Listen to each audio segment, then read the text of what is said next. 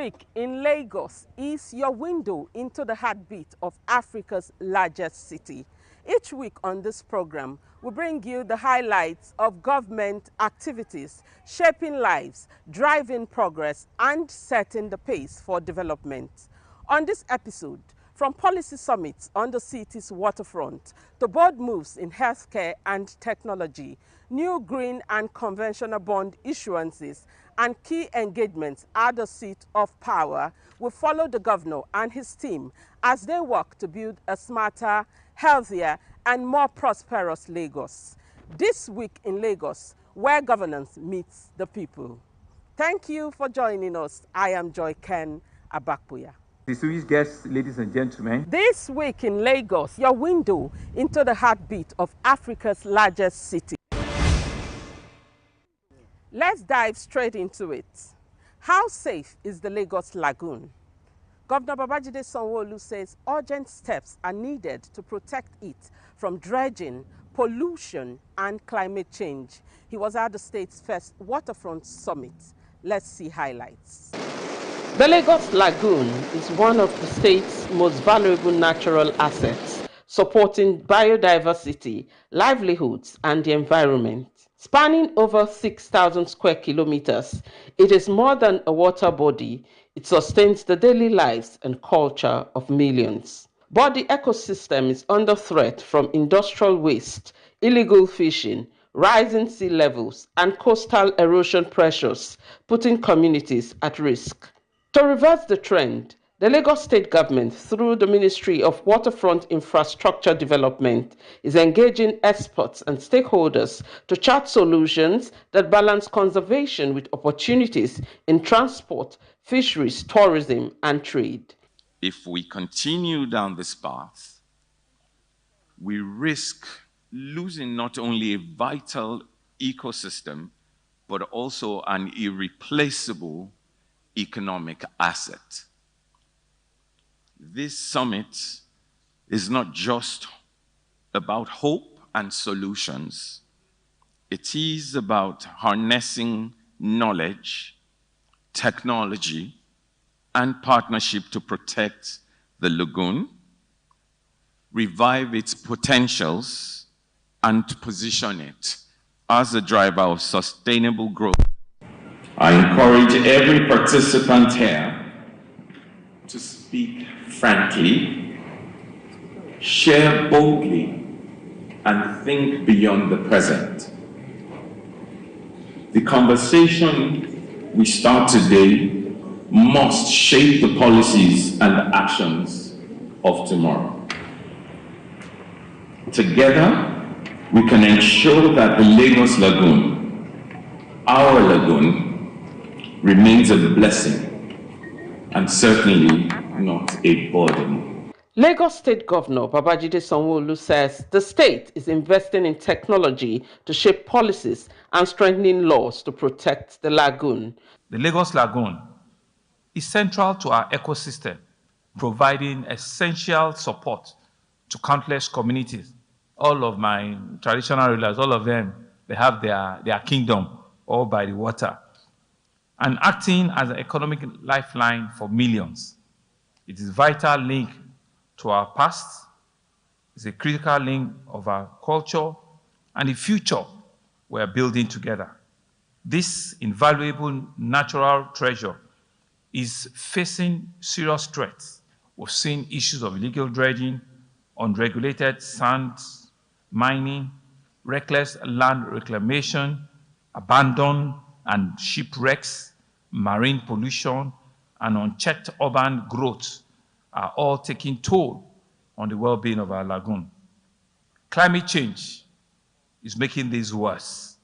It's leading to flooding and coastal surges that displaces the entire communities and erodes our shorelines. I stand here with my heart bleeding, quite frankly, that indeed we have a problem, and it's something that each and every one of us can rise up to help to solve. Only a few weeks ago, I visited the coastline, Ibeshe to Ilashe to Inagbe, all on the coastal communities, and the reports are out there in the papers. and it represents both the promise and the challenges of our waterfront. We saw huge opportunity, huge commercial opportunity, but we also saw challenges on that trip. I met with residents, I listened to their concerns, and I saw firsthand the struggles they face daily, the homes at risk of erosion, livelihood that has been disrupted by flooding, and infrastructure that has not kept pace with the needs of a growing population. Without knowing that we're going to have this summit 2-3 weeks ago, it was clear that we cannot fold our arms and do nothing. And I want to thank myself and my team for embarking on that journey that day. For other speakers, stronger legislation, enforcement, and collaboration are urgently needed to safeguard freshwater supplies and preserve the lagoon's ecosystem. This jewel is under severe pressure today. It is a subject that actually goes to the very heart of our city's survival and its future, that is the protection of the Lagos Lagoon. I had remarked that when you look at the lagoon, you are not simply looking at the water that you see all around us. You are looking at the history of Lagos. You are looking at the culture of Lagos. You are looking at the livelihood of our people and equally our destiny as a people. The Lagos Lagoon is not just a body of water. It is a mirror of who we are. It reflects our ambitions, our resilience, and yes, our negligence. Every plastic bottle of water that you see on the surface, every untreated effluent discharged into it today, every mangrove uprooted for sand mining, is just not an assault on the nature, but it is a stain on our conscience. This lagoon, as earlier on remarked by the commissioner, has cradled so many communities, nurtured a lot of families, supported our industries, and carried the dreams of countless generations. From the fishermen casting their net, to the Boston market in Makoko, to the industry that thrive along its shores, the lagoon has become a fruitful companion.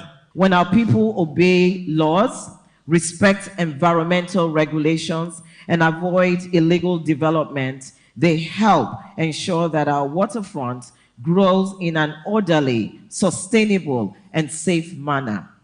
This protects not only our environment, but also our homes, businesses, and livelihood from flooding, erosion, and other preventable risks.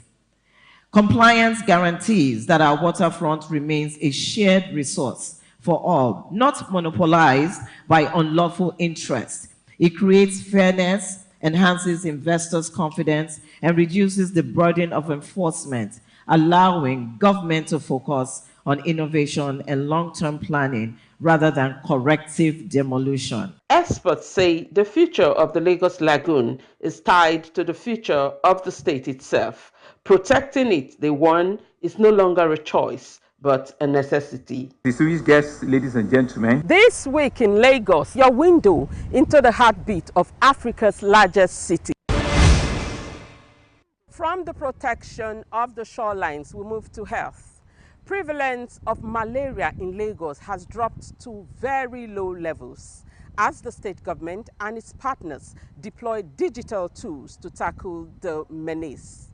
We now bring you highlights from the pre-elimination review meeting convened by the Ministry of Health. Lagos is taking stock of its ambitious malaria pre-elimination program as government officials, health experts, and global partners gathered for a midterm review of the initiative launched in March 2025. Governor Babajide Sanwo-Olu said Lagos has reached a decisive stage in the malaria fight, pointing to the digital reporting system now linking hospitals, pharmacies, and medicine vendors to improve diagnosis and surveillance. When we kicked off this initiative in this same location, this same premises, on March the 4th, 2025, we had a clear goal in mind: to transform hope into a tangible result and to shift Lagos into a high burden of malaria to pre-elimination. ultimately paving the way for a malaria-free future. Today's review is a critical step in making that ambition a reality and ensuring that we have a lasting impact.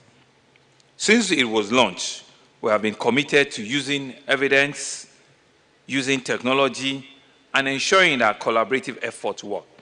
The Impact Project, which is backed by both the national and international funders, including support from the World Bank, the Islamic Development Bank, we believe has played a very vital role in financing and providing the needed technical assistance for our efforts in Lagos and beyond. This funding has allowed us to expand targeted activities at key points of cure and strengthen our ability to monitor our progress. A key part of our strategy is digitalization. By implementing a real-time reporting system and utilizing digital platform in both public and private facilities, we are bridging the information gap that used to slow down diagnostics, that used to reduce reporting and reduce response time. Through the partnership with innovative companies, including rollout of digital pharmacies and the facility softwares to more locations, we are now enhancing diagnostics accuracy. We're standardizing case management, and we're integrating private providers into the state surveillance system. These initiatives will enable the state to respond more swiftly to allocated resources where they are needed most. Let me also clarify why these issues are so important. Lagos, our Lagos, your Lagos, continue to see a significant number of malaria cases each year. Estimates suggest we're taking about hundreds of thousands. This translates into lost school days, lost school days, diminished wages, and unnecessary strain on our healthcare system. Coordinating Minister of Health, Professor Muhammad Ali Patti, hailed Lagos as a model for Nigeria's pre-elimination strategy, describing its integration of private providers as a game changer. PPMBs and CPs, who are often the first point of contact for individuals seeking medical assistance, have now been equipped with the necessary training, tools, and resources to effectively diagnose, treat, and refer malaria-negative cases to health facilities. By integrating them into a structured network, we can reach a wider population and provide timely and appropriate care for all those in need. The use of technology in the intervention has also allowed for more efficient data collection, analysis, and reporting. This has enabled us to track progress better, identify gaps, and make data-driven decisions to further bridge the gap in malaria service delivery. Lagos State Commissioner for Health, Professor Akin Abayomi, confirmed that the state is firmly in the pre-elimination phase, with prevalence around 1%. He cautioned that most fevers are no longer malaria-related, warning against treatment without proper testing. Development partners, including WHO and the World Bank, pledged continued support, calling for stronger surveillance, enforcement, and data-driven interventions to sustain progress. Distinguished guests, ladies and gentlemen. This week in Lagos, your window into the heartbeat of Africa's largest city. The Lagos State government has rolled out new green and conventional bonds, part of its trillion naira program, and it is banking on strong investors' confidence. Here are details of the unveiling. At the forum tagged Engagement with Mr. Governor, Governor Babajide Sanwo-Olu said the new bonds will drive sustainable growth and open fresh opportunities for investors. He noted that Lagos must channel more funds into key sectors like agriculture, transport, healthcare, technology, and infrastructure. The governor added that proceeds from the bonds will support malaria elimination, youth empowerment, tech innovation, and major development projects, while urging investors to sustain confidence in the Green Bond Initiative. all of us need to be very critical about this and look at your own balance sheet 4 or 5 years ago and where it is now. And so if you can extrapolate and see the volume of business, the numbers you are doing, post-COVID, from 2019 now to 2025, how you have tripled and you have quadrupled whatever numbers in all of these spheres, right? It speaks that even for us on the public sector side, we need to do 10 times because we're 5-8 times behind schedule. Am I communicating? We're right behind schedule. All of our infrastructure, each year on year, we said we need to do, some numbers that we are actually running behind schedule. Now add the challenges of the reality of the numbers and the figures we're dealing with now, and to have everything we have to be repriced. So when they said that we're doing 3 trillion, so we'll see it in dollar terms. How much is that? So it's like going back to where we were in 2019 or 2020. So indeed, if we live here believing that the budget of Lagos by next year should be about 8 to 10 trillion, then we're beginning to talk. If you now see that the entire series of 1 trillion should be what this market should be able to help us raise at once, then we're talking. Because that's what I want us to live here with. Mrs. Sanusi, no, we're not. We're not at all.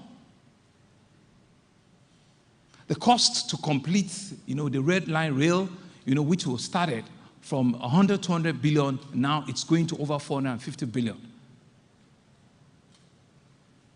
The logistics up that we're doing at less than 100 billion now is getting up to like 300 billion. So for me, it's really not even about the presentation. It's not about the numbers. It's really about the quantum of the opportunity that is available that this state needs to move on to. So for me, in my head, this 200 billion, we spent it first quarter. So I was telling Ope George now, the commissioner for budget, that so what are we trying to do next year? If we're still moving 4-5% of what we've done or what we're doing this year, then we're in real terms growth. No, we haven't. We're flat. In fact, it's negative. By the time we put, inflation there, you put the cost of funding, we saw everything. We're just static. It's 2 steps, 4 steps back. So I don't want each one of us to think that it's hooray and it's fantastic and we're doing the job well. No, we're just starting. So that's why I want to leave them to explain to us that each one of us, we still have a lot of work to do. And I want all of you to, to live here believing that we actually have the capacity to do 10 times more than we are doing right now. And it's in all spheres. Our revenue is doing over 100 billion now. We can do 250 billion. And we from Lagos State House of Assembly, a house that is above common standard of excellence, we are going to use everything humanly possible in making sure that we didn't disappoint you and we deliver on our mandate. Lagos State's Finance Commissioner Yomi Oluyomi said Lagos is the first sub-national to issue revenue, green and conventional bonds, which have funded projects like the Lekki Deep Sea Port and the rail system. Lagos is a city of possibilities. We have shown time and time again that with visionary leadership, strategic planning, and disciplined execution, we can transform financial limitations into opportunities. Experts say the new bonds strengthen Lagos's commitment to sustainable growth and boost investor confidence. That was the latest on Lagos Fresh Bond issuances as the state courts investors to drive growth and development. More updates coming your way. Distinguished guests, ladies and gentlemen. This week in Lagos, your window into the heartbeat of Africa's largest city. And finally, a few days ago, Governor Babajide Sanwo-Olu delivered a lecture at the Nigerian Institute of International Affairs, linking Lagos's plan to Nigeria's $1 trillion economy goal. Let's take a look.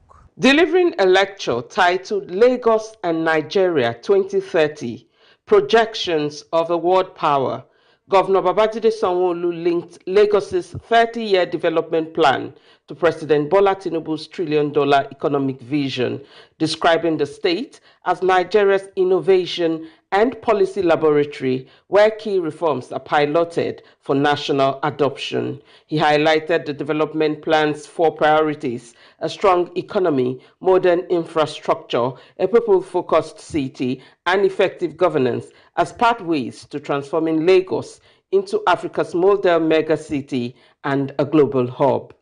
And upon the assumption of office, my leader, my president, President Bola Ahmed Tinubu, GCFR, declared a goal of making Nigeria a $1 trillion economy by 2030. You can see Nigeria's commitment to Paris Climate Agreement. We believe it's envisioned, and we said that we will end gas flaring by 2030, while also generating a third of our electricity from renewable sources. And so you can see different dimensions of Nigeria's vision. However, at the subnational level, we have the Lagos State Development Plan 2052, which was our own 30-year development plan that was launched in year 2022. So we have a development plan 2052, rather, which was launched in 2022. It was eloquently articulated our current administration's ambition to become Africa's model megacity and a global economic financial hub that is safe, that is secure, it's functional and productive. So it's a mouthful ambition that we have driven and we have casted for Lagos State. The then head of state, General Sani Abacha, inaugurated the Vision 20 Committee on September 27, 1996, 29 years ago. The committee worked over the next 12 months and they submitted a final report on September 30, 1997, one day before Nigeria had its 37th independence. So, 37 years old country, tightly held in a grip by military rule, had since come a long way. Today, it's a gray-headed 64 going to 65-year country, still standing strong despite its many challenges, old and new, still as desirous as ever attaining its full potential as Nigeria. Military rule has since given way for 26 years of unbroken democracy, the longest stretch of democracy in our history. A strong affirmation of how much we have matured as a people and a polity in the last 3 decades. There is now no doubt that democracy is here to stay in Nigeria. However impactful it may be, it is a preferable option than any military rule. The Director General of the Nigeria Institute of International Affairs, Professor Egosa Osagai, described Lagos as Africa's growth center and announced plans for a new Babajide Sanwo-Olu School of International Affairs at the institute. We have defined the agenda for the world. The world is changing, as you all know, and Lagos has the anchor to drive Nigeria to take its rightful place in the evolving world that we are getting into. We need everyone to join hands with his leadership. In joining hands with him, we are making sure that we win the race of the projections of a world power. The foundations are there. The developments are clear. The rules are in our favor. The lecture attracted diplomats, captains of industry, and civil society leaders who commended Lagos for maintaining security, driving innovation, and fostering international relevance. That's all for this edition of This Week in Lagos. Join us again next week as we continue to bring you stories of governance, progress, and the people at the heart of Africa's largest city. I am Joy Ken Abakpuya. Thank you for watching and stay safe.